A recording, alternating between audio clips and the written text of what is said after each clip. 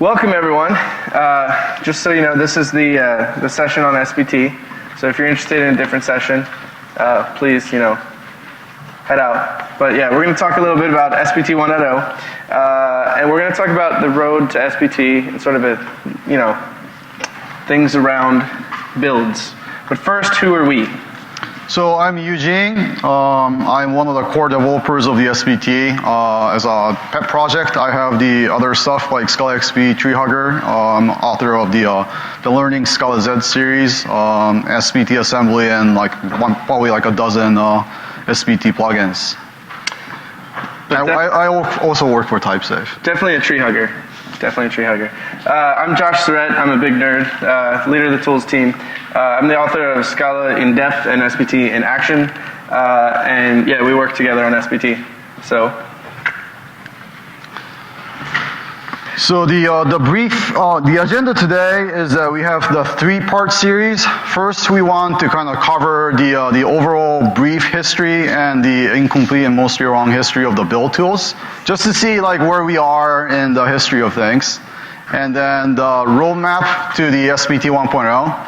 And then finish it up with with SBT Server. We're going to cover the architecture of SBT Server, of what's been delivered with Activator. That's actually out, and you can use it today.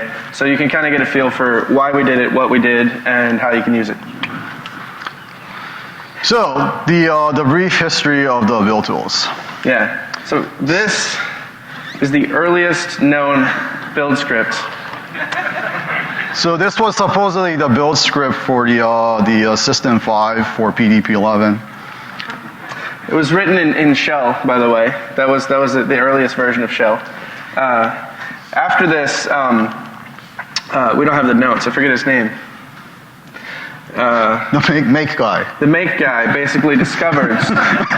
In 1973, make guy. The make guy discovers this golden ring known as the tab key. And decides to combine this with arcane syntax to conjure forth a build tool known as make. And this is a pretty simple example of the make build file. As you can see, the syntax is such that we just felt in SBT early on, we really, really need arcane, universal global things. So when we talk about these build tools, what we want to see is what did each tool answer, and the answer they ask, right? So the question this answers, I think, is how do I build this program? Let's make. The concept that got introduced is the concept of dependency-based programming, all right? You have this target, and these are the shell scripts, and it uses the underlying shell commands to carry out the task. Yeah, that special syntax you saw was this file depends on these files, and here's a shell command to run it. Right. That's the beauty of make. It's that simple, and that's the dependency graph that is core to a lot of modern build tools. And the problem, again, is that those shell commands basically didn't translate to Windows. Then came, to solve this problem around 1991, 1996, is how do I build on this machine? And to kind of patch this system, what did these guys do, Josh? Well, what you end up doing is you write a macro language that allows you to write things in a different syntax and then compile this down into another macro language that you then use to write your build file. And each macro phase was hey, what's on this machine and what can I do? Is my environment sane? Can I do C++, whatever? So I'm not trying to knock macros because I actually think they're awesome. And I actually think autoconf and automake really did help the make ecosystem a lot. The problem was that they didn't isolate you from the underlying arcane syntax that they would create after the macros run. Anyway. Then all of a sudden the internet happens, right? So the internet is invented right around the time, well actually internet was invented beforehand, but it hits the mainstream. And naturally the person who gets the most credit is the concept of the hypertext markup language. And they get all the credit for the connectivity and everything else. And that basically changes the landscape of how we think about code or how we just program in general, right? Like think of the world without internet, like without Stack Overflow, without these things. And as a natural thing, this is like a milestone in the history. So one of the fallout of that is, of course, we have to replace all your shell script with the HTML, but better HTML, which is extensible markup language, which is the XML. So if you remember back in 90s or like the early 2000s, one page that you go to in the ANT manual is this list of tasks. In there you got like make dir, jar, all these shell script that used to be just on someone else's machine or on your environment is pre-packaged into this nice little HTML tag or the XML tag. The beauty is that it's cross-platform now, right? So it's written in Java and it can run on multiple machines. So you now have a build script that runs on multiple machines. This is actually the smallest possible ANT file I think you can write that's useful. We were including the smallest example in the ANT like help documentation, but it didn't fit on the slide. So we actually had to reduce it further. Right, so another way of looking at it is it's answering the similar question as the autoconf and automake. How do I build on this machine? So, like I said, it's self-contained and it's platform independent because it ships makedir, javac, and jar into the tag. And it also introduces a concept of the task plugins, like you know in the ant contrib. So what is the problem with this? The problem is it was really hard to reuse build logic. If you had a build flow, like I want to do clean, compile, package, okay, and that's your base flow, there was an ant task that had all the things that would run it, but if you wanted to reuse that flow, you actually had to copy and paste the whole thing and then put the additional behavior you need. You couldn't reuse basically the convention of how you build. You literally had to copy paste the whole file, which is why it's really hard to find small ant build files at this point in time. Then another way of how the internet has impacted, and I don't really have a good, like the earliest known example, I think it was kind of popping up in multiple places, is how do I find the library source or the binary? And one of the earlier notion, I think, is the CTAN. This is for the library thing, or the tech, whoever you want to pronounce this thing. So what you have is a metadata is tracked with the library, and together, and you have the dependencies, right? So you have this packaging system, and then you have the metadata that tracks the dependencies. And then 1993 there is CTAN, 1994 port. RPM was, the 1997, and soon afterwards, the Debian guys came up with the APT that downloads the depackaging system with the dependencies. So this was happening right around the end of 90s and early, kind of developing into more mature system into the 2000s. Meanwhile, for like 5 years, Java just says, whatever. But there are two things that show up around 2004. The first one is Maven. Maven actually solves two problems.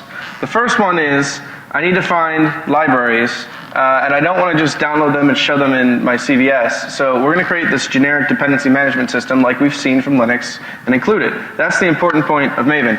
The other thing they did to solve in Ant was you actually have a default build in XML where you actually are configuring things.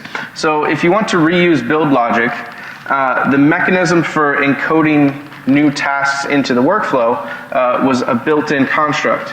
The downside is, like early Maven, if you wanted to write a task, they were using Jelly XML because they had bought into the XML mindset.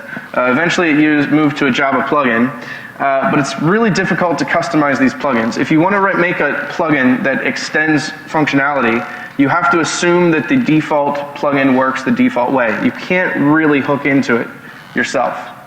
So it added a lot of really innovative features that kind of took over the Java ecosystem, but it still had some difficulties.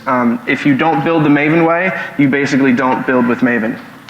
Or you embed an Ant script in your Maven build. That's what I've seen a lot. Right, so this is in a way like Ant combined with the concept of the convention over configuration and also the package management system. So this will be considered like the second generation or the third generation of the, what, depending on how you count it, is the next generation of the build tool from the earlier days.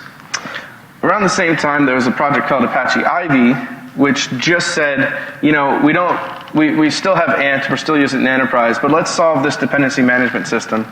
And it used all the same techniques. But it came out around the same time. These two actually evolved in tandem. Yep.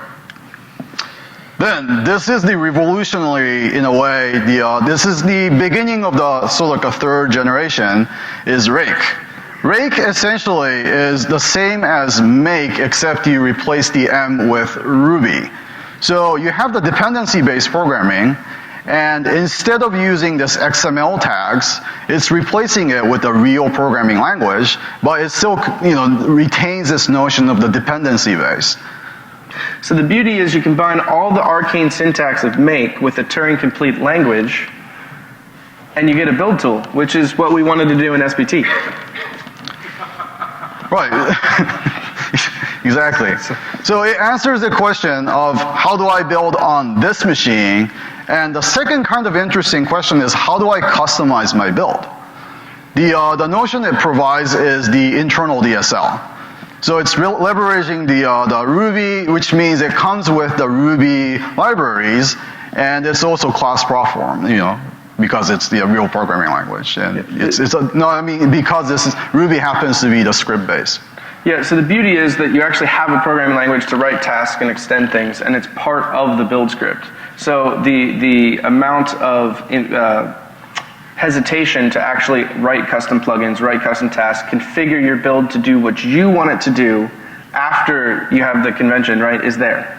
So 2004 is a huge year because, like, as you remember, like, the Maven and the Ivy and Rake, the whole thing is happening right around this year. But Rake was so kind of disruptive. It spawned so many offspring and different things. And then simultaneously, there is this notion that XML is no longer fashionable.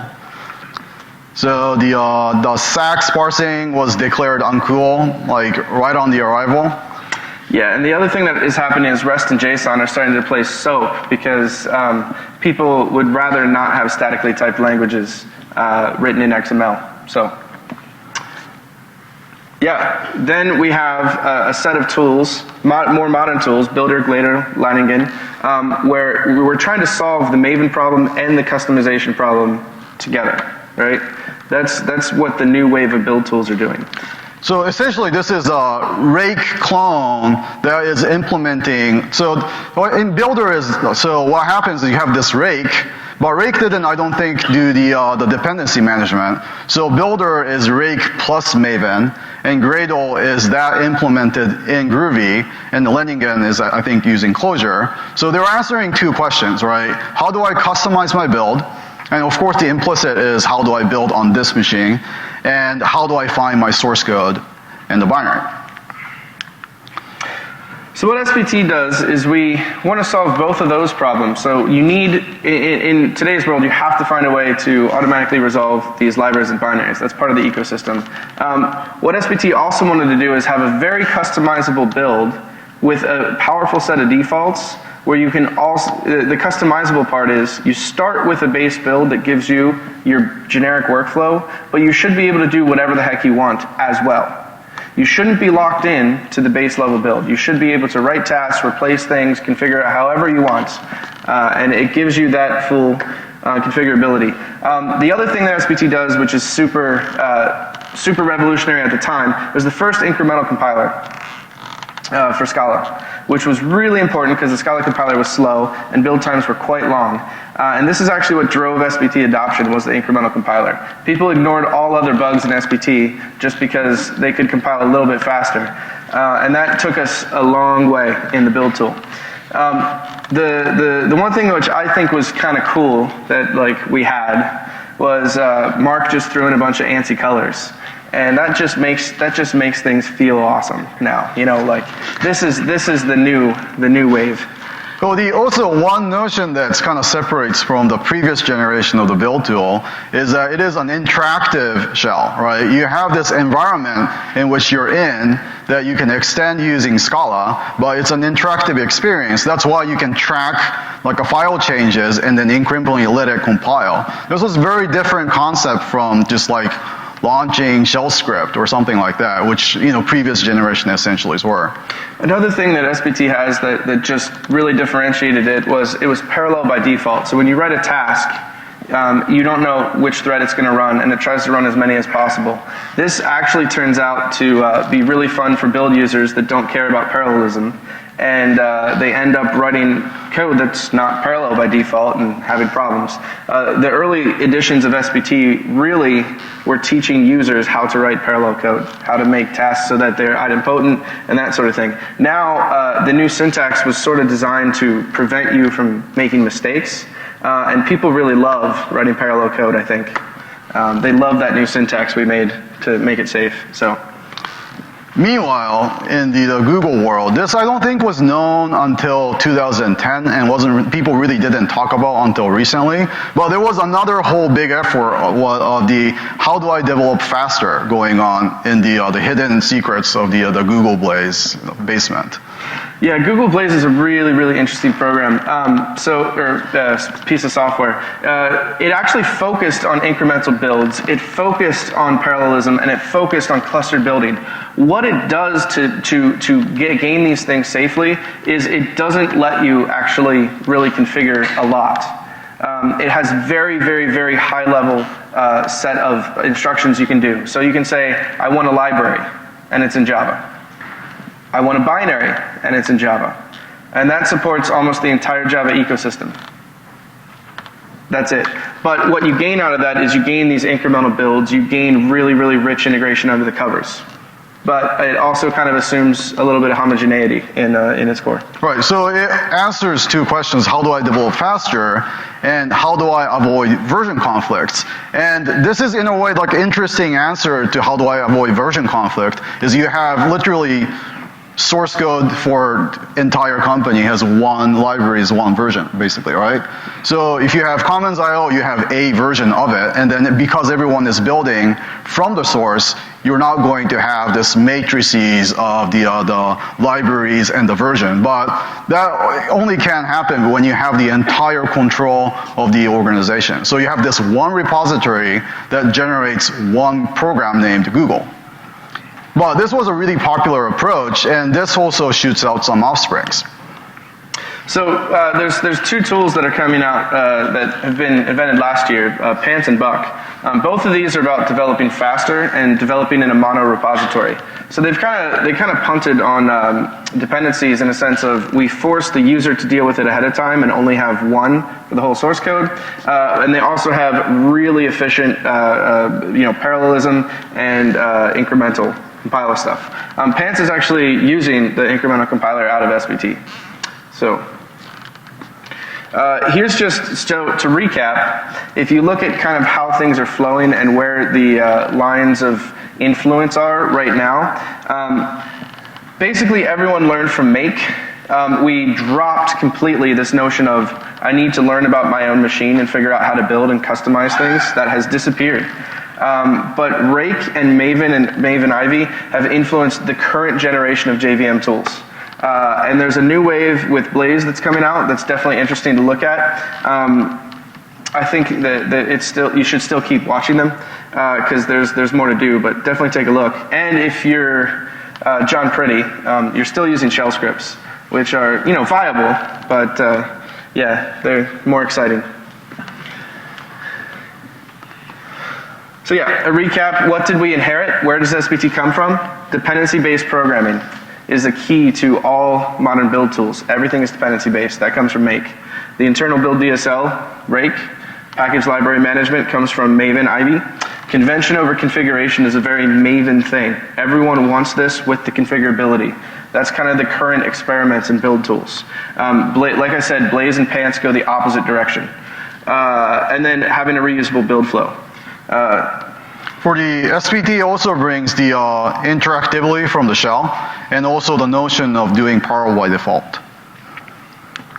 All right, so next, I want to quickly talk about the roadmap to SBT 1.0. Essentially, it separates into the two concepts, which is the stability and the SBT server. And together, our answer basically is modularization. So,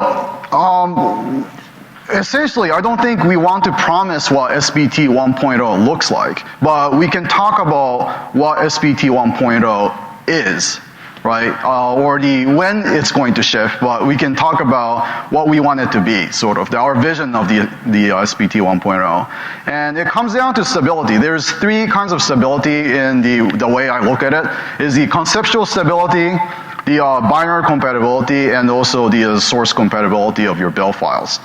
So, first and foremost, I recognize that SBT is a build tool, and if you're writing applications or libraries, you don't want to learn and relearn the concepts. So SBT 0.13, it's, I think, pretty much stable, right? We talked about all this history and all these features, matrices, and we have this thing called incremental compiler, Mark Hauer wrote, and then dependency manager that is aware of the Scalaz semantics that we can cross-compile into multiple versions, and it's aware of the binary compatibility, and you have this task and the plugin system you can extend using Scala.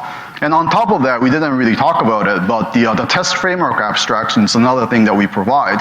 So you can use, like specs and the Scala check, and then you can run it from SBT continuously. The last part is that we currently have the text-based interactive shell, and we said that that's one offering that we're bringing to the table.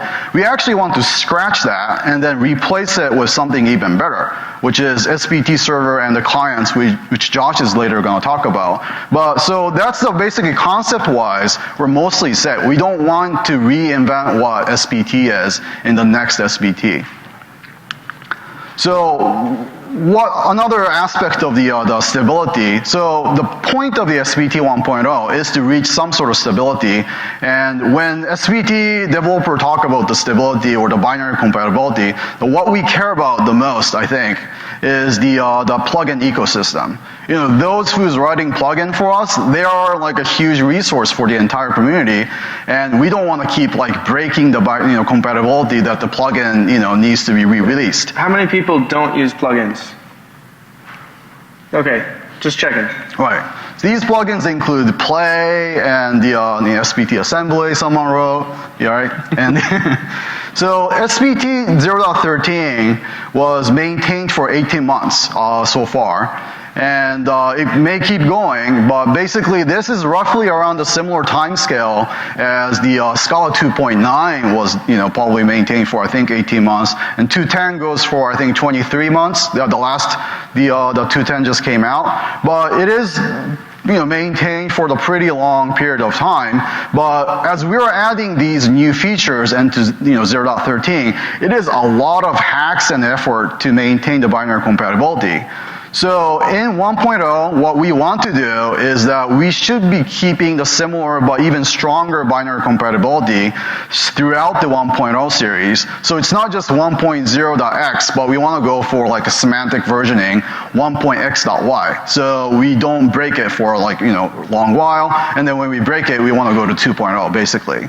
But that is like a serious commitment to keeping the API. So one thing we have to do is we have to use this opportunity as a jump-off point to clean up API, really clean up API, so that what we expose to the plugin author is just the bare minimum to just write the API and hide whatever that is not essential, that's internal details. So another, compatibility thing is the build source compatibility. That is your, build files and the plugin file and so that's something that we don't really want to break, but occasionally we may break it because that's something you do have control over, right? You can decide to bump up or bump down your SBT version, but hopefully we can remain that stable throughout the 1.x series. So again, this gives us the opportunity to kind of clean up the gunk that has been kind of accumulating in the 0.13. So because we didn't want to break your build, we had to like re-implement like the whole another set of stuff for like, let's say, cache resolution or your new Java compiling thing. So there is like 2 houses just to make sure that, you know, the other guest doesn't know there is a second house or something like that. And then we can now consolidate it to like one, you know, good stuff. So the idea that's kind of like we have been floating around, for example, is to, for example, deprecate the concept of project.build.scala and unify everything to Buildout SBT.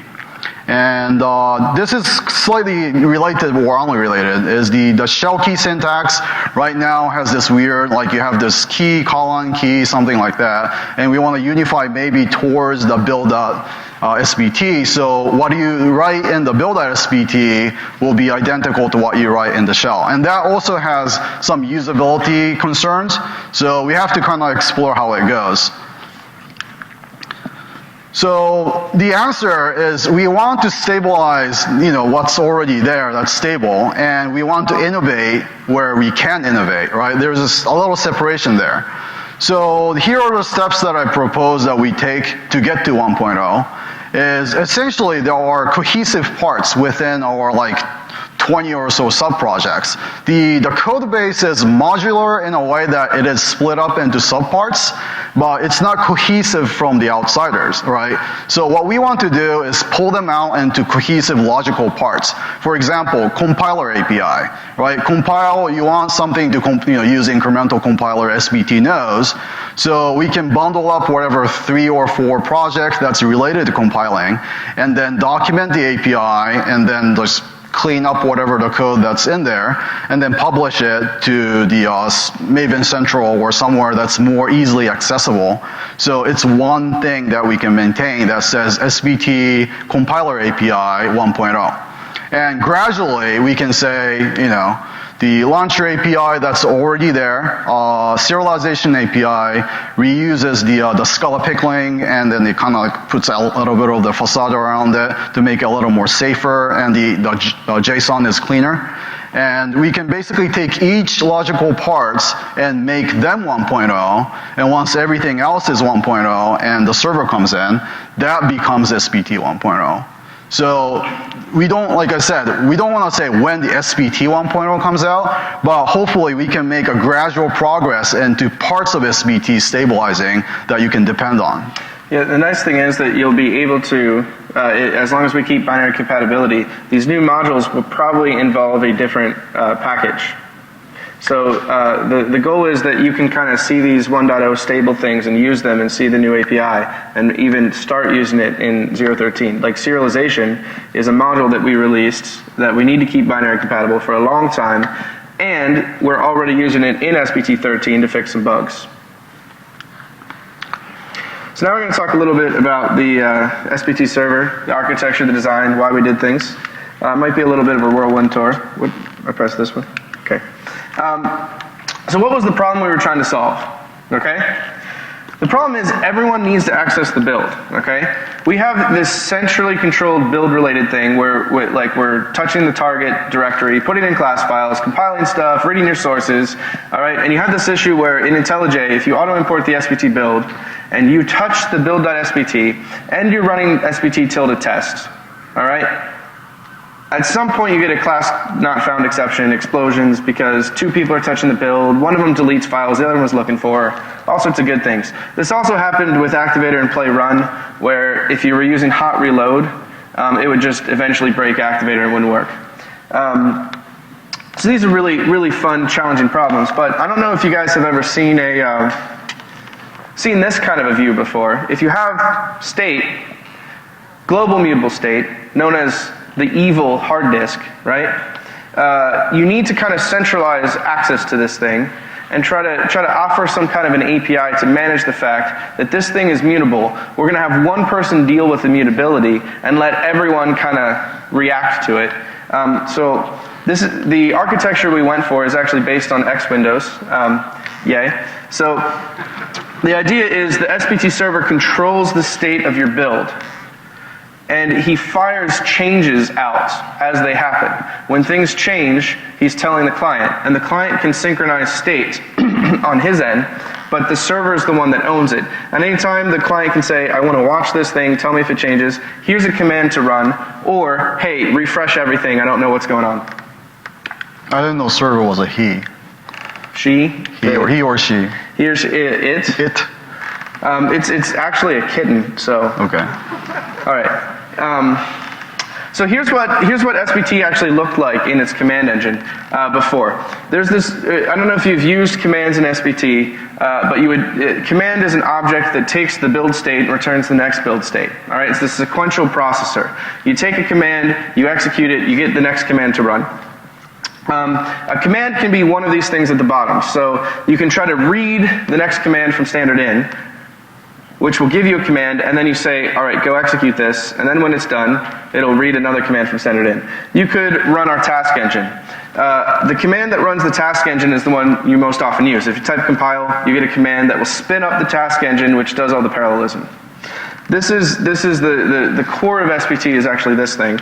And what we did, we left it in place because there was no need to change it. And we created on the left-hand side, something which handles server requests. And instead of having a command which reads from the terminal what you type, we actually read off of this queue of incoming tasks. So the current SBT command engine actually is unchanged. All your build things work as is. And there's now this server event loop where clients can connect to the server, send things into the server event loop, get information. The important bit is this little, does this work? Yeah. This guy here, there is essentially a message that gets sent where after the engine runs, the current build state is fed back to this loop, and you can inspect the build state without having to execute a particular task. Since the SBT engine can only run one command at a time, you don't want to have like somebody running compile block other people from discovering information about the build. So there's a little bit of state here that this feeds over via message, and then the server event loop can tell clients about everything that doesn't involve running tasks. But we had a few problems along the way. So we're going to cover these. First of all, we need to figure out how to find an SBT server. You're launching SBT in an application. How do we find it? How do we know that it's running? How do we connect to it? How do we make sure only one of these instances is running so we don't end up with two of them and all the broken state? So what we did in the SBT launcher is we added support for servers. This is actually available generically. You can use the launcher to launch your own server. You launch with a launch configuration file that has a lock file in it. That lock file, we actually use file locks to prevent more than one person from touching it, and we'll write the port that gets opened for your particular service. Your service can actually choose how to open its own port and how to register in this file, but the actual mechanism of discovering a service and launching it is available in the SBT launcher. You can use this today if you want to just have a server running in your desktop that services some kind of command line application. The second problem we had was about disconnects, all right? So I connect to an SBT server, and I might disconnect and then need to reconnect, and I might have missed events. Additionally, the server might die behind me, and I need to restart it. So the way we solved this was actually connect is an event. This is the actual code that we use to connect to SBT today. You construct a connector here. You give yourself a name. That is what other clients will see when they connect to SBT, or the logs will show as you. And you give it the directory you want to start with. And then you create this method that will handle the connect event. And then you say open SBT, and here are my methods which handle connect and error. Now the idea is on your connect event, you actually restore all of the state. You define all of your watches for all the things you need, all the events that you want to handle, all of that stuff happens every time you connect, because we literally clean your slate. If you lose the connection, we don't really know what might not have gone to you. So instead of trying to tackle that problem and be very buggy, we just, you put all that code in one spot and you're guaranteed it'll be correct. Which is what I just said. All right. So, the next problem we had was actually the protocol We needed a good mechanism to communicate client and server that we could evolve, because essentially we knew once we release server and we have a protocol, you're going to have old servers or old clients. And we need to almost forever be able to communicate. So we also wanted a protocol that plugins could extend. The key here is, as a plugin author, you should be able to make use of SBT Server features, be able to talk to the IDE and directly integrate. So what we did was we created something called SBT serialization, which we mentioned earlier. We're already using this in SBT 0.13 today to solve some bugs around serializing, unrelated to the protocol. What it is it's based on Scala pickling. So we went in and cleaned up a little bit of things in Scala pickling we needed, and we added a new JSON format. The new JSON format has a few nice features, like if you have a case class that adds an optional value, and that optional value doesn't exist, it doesn't blow up when you try to read it, those sorts of things. But we also added versioned protocol tests to our core protocol project. So essentially, we guarantee every protocol that we've ever released, every version of the protocol, we can always reconstitute it into an object that we'll be able to handle. We don't actually do protocol negotiation yet, because we haven't had to. We only have one release of the protocol. But there is actually in the message, the very first thing you send is your protocol negotiation message. And we'll have to handle that once there's a second version of the protocol, because this is software. There will be a second version. All right, the next problem we had was actually user input. This is actually a really hard problem. You're running as a server, you have no standard in and standard error, but a whole bunch of plugins are designed to read in input. For example, one that I wrote, the PGP plugin, asks for your password when you go to publish. So if from the IDE you want to run the SBT publish task, you need a way for the user to type in their password and get it to them. So the way we solve this is when a client actually requests to run an SBT task, this is what it looks like. You say client request execution, you give it a string to run. You can also use a type, so you can use a task key. But you request something to run, and then you attach an interaction handler and the execution context to run the interaction handler. So the client can decide whether or not it supports you typing in input. If the client doesn't support it, you'll get an exception thrown. If it does support it, it will ask the user for input and do things. Here's the example from the plugin side. When I'm writing a plugin, I can depend on this notion of an interaction service, and that gives me the read line abstractions. Not all of them, because we'll talk about that a little later, but it gives you enough so you can actually read a line. You can say whether or not to mask the input. So if you were reading a password, you would say mask equals true, and you give it the prompt to show the user some sort of string. So this can either show up in a graphical UI or in the console terminal UI. All right, the next problem we had was actually the commands block. So when running a command, all other commands are blocked. So if you were to type run in SBT Server, it would spawn an application that runs, but the command engine is now blocked and nothing else can happen in server, where somebody might want to compile. That sort of thing. So we're creating this notion of background jobs. Background jobs are essentially forked things that sit in SBT. It could literally be a forked application or process, or it could just be a thread where your classes are running. And the notion behind this is clients can kind of discover these things, connect to them, stop them.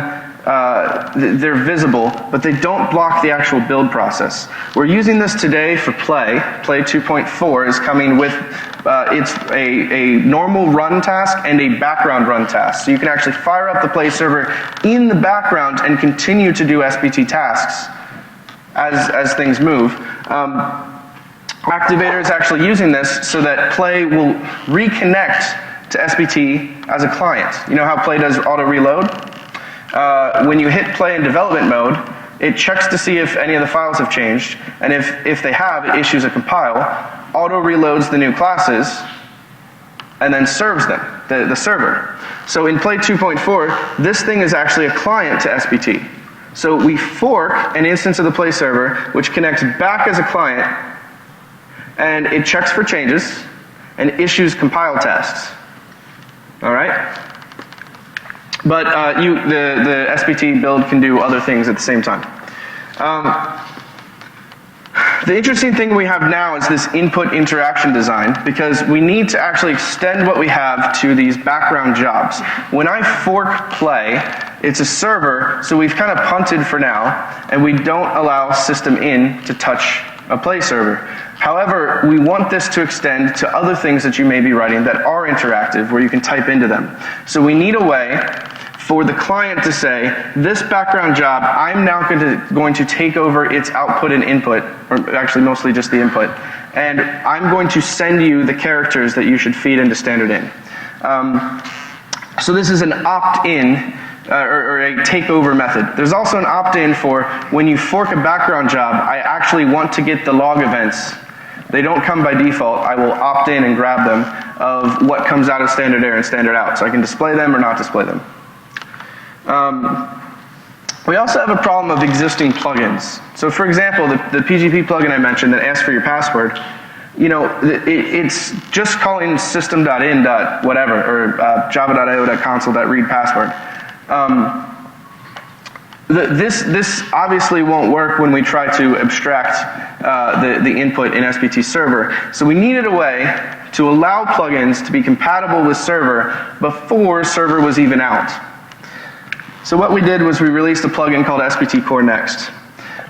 What this provides is it actually starts to provide the new services that are going to be available in 1.0, and there's a full implementation of them in the plugin for just the regular terminal. So it's fully supported in SBT 0.13. If you run as an SBT Server client, these things get the server behavior, whereas if you run in just SBT 13 itself, everything's gravy, and they might be stubbed out. So the 4 things that we added are a background run service, so you can fork off background tasks in your own plugins. We created the interaction service, which is that notion of calling readline and doing system.in work. We created a send event service. Play actually uses this to just fire a, hey, here's what port I started on. IDEs can make use of that if they want to like specially load play after it starts. Activator is using it today. And there's a serializer service. If you are firing a task right now, in 13 you never had to tell SBT how to serialize a task for caching. That was an optional component. In 1.0 we might actually enforce that all task key types have to be serializable so they can go over the network or so we can cache them. And the serialized service is kind of a bootstrap mechanism right now where you can optionally provide these things on demand.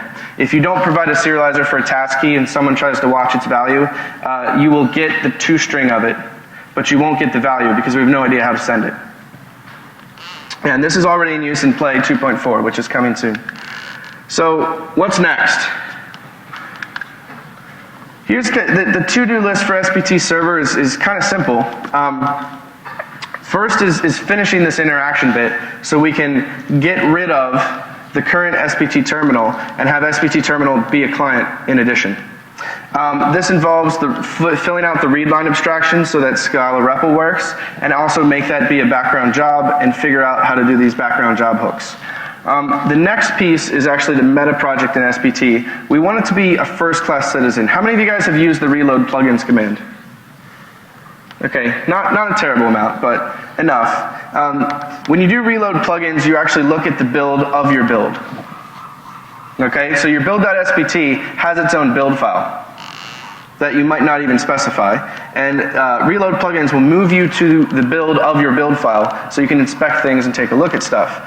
We'd actually like to make that be a first-class citizen with its own event loop and its own refresh cycle that feeds into the whole thing.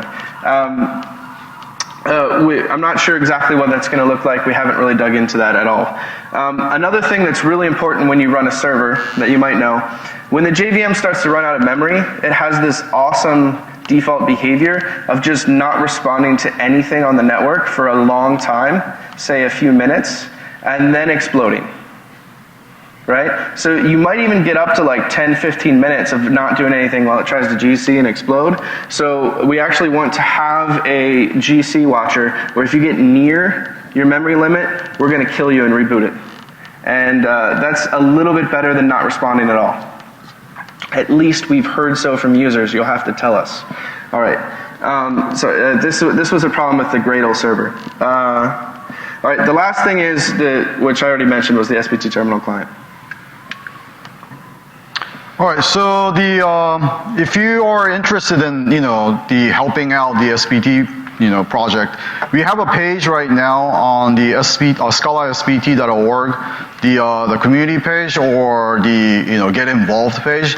In there is a list of things you can do, and one of the things we're really trying hard to open up is the opening up the SBT development process to the community. So there is this tag in the GitHub Code Community label, so you can just pick up you can basically work on anything you want, but here are some of the open cases that you might want to take a look at. And also we have the Gitter chat thing, so there's SBT, either of us or both of us are hanging out there. So if you have a question, not about your build, but if you have a question about developing SBT or developing SBT plugins, we really like to help, and if you have some, if you want to look for ideas or something like that. So here are some of the links. Take a look at it. Yeah, and feel free to try out SBTCore next in your plugins. Please start trying this stuff out, flush it out, try out the client, see what you think. We really want to start involving the community and start pushing this heavily. And yeah, I guess, should we open up to questions? Yeah. There are microphones here. I was told to have you guys come to the microphone so it's recorded. But if you just, yeah, thanks guys.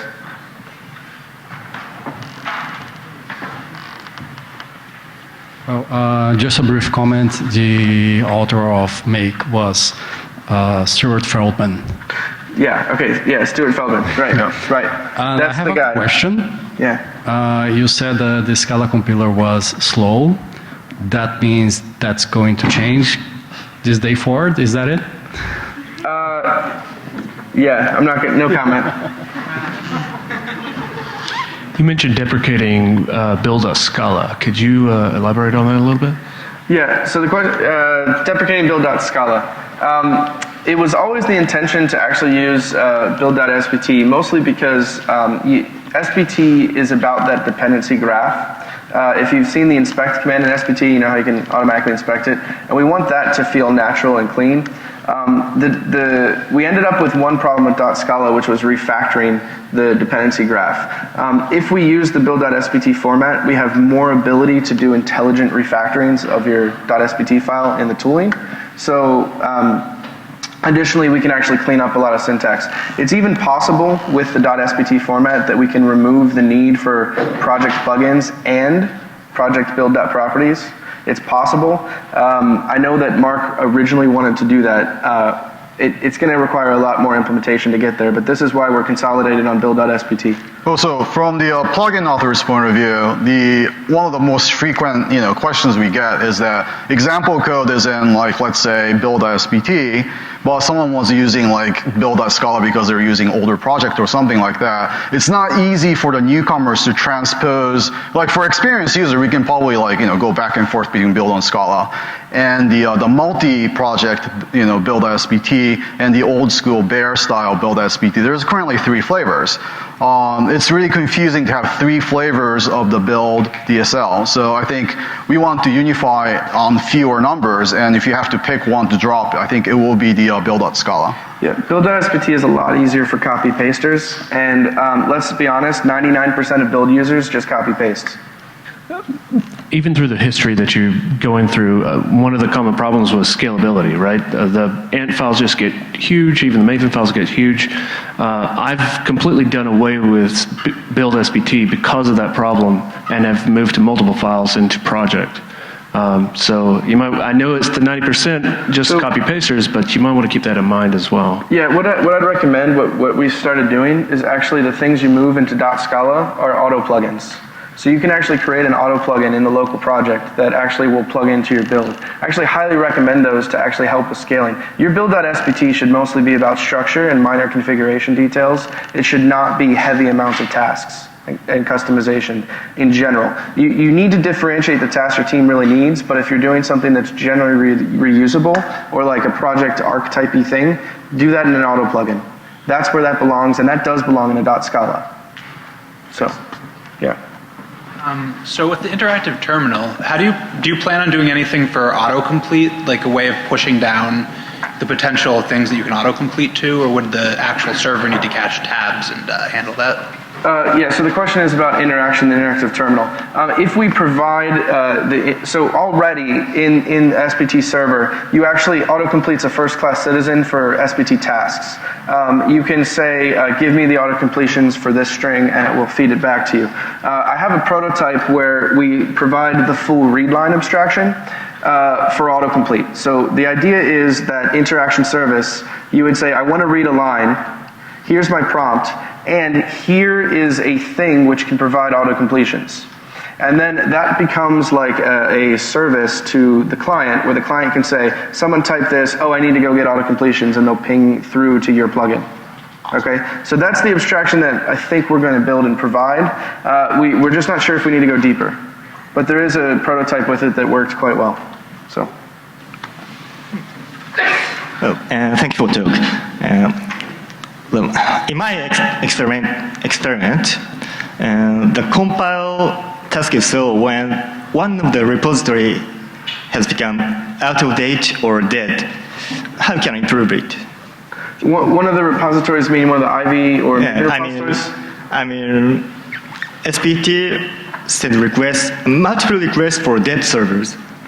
Yeah, so one of the limitations in Ivy is that all the resolvers that you configure, sometimes it will hit them via HTTP, and it's completely inefficient.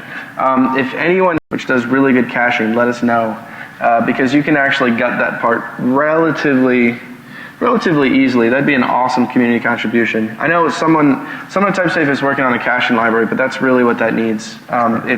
You need the ability to track the last time you hit a particular HTTP URL and not hit it again, and that doesn't come with the tools we're using right now. So that's why that's low. How long have you guys been working with SBT?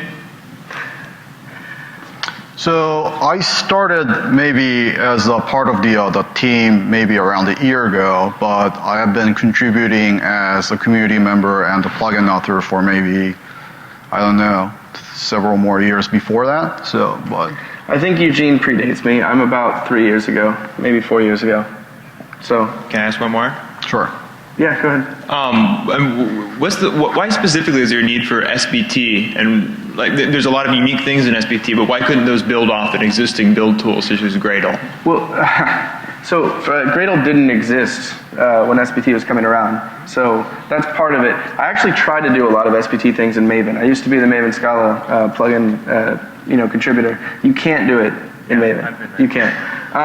With Gradle, the thing that's interesting in SBT is the parallelism by default. Gradle's trying to turn that on. Watch that space intensely and see how the users react. It is really hard to design a syntax that lets you get parallel by default, that's useful and actually works, where people don't screw it up all the time. So a lot of common problems in SBT are around this parallelism. I mean, even internally, sometimes people screw it up. So, yeah. Also, it allows you to kind of like reuse the skill set that if you already know Scala, basically you can use a similar skill to make a task. So there is kind of like a natural back and forth. Also, like the SBT is aware of the Scala's semantics on the what is binary compatible, and in the latest version there is even the eviction warning that will detect that you are using a Scala library. So you're using the what I call the second segment variant of the semantic versioning to detect that okay, you're using library XY and like some other stuff that we suspect it's not compatible. So we can kind of like go deeper into the Scala ecosystem. Yeah, and we actually should, if you have more questions, feel free to talk to us afterwards because we've gone way over. But thank you so much for listening, and I hope you guys have good SBT experience.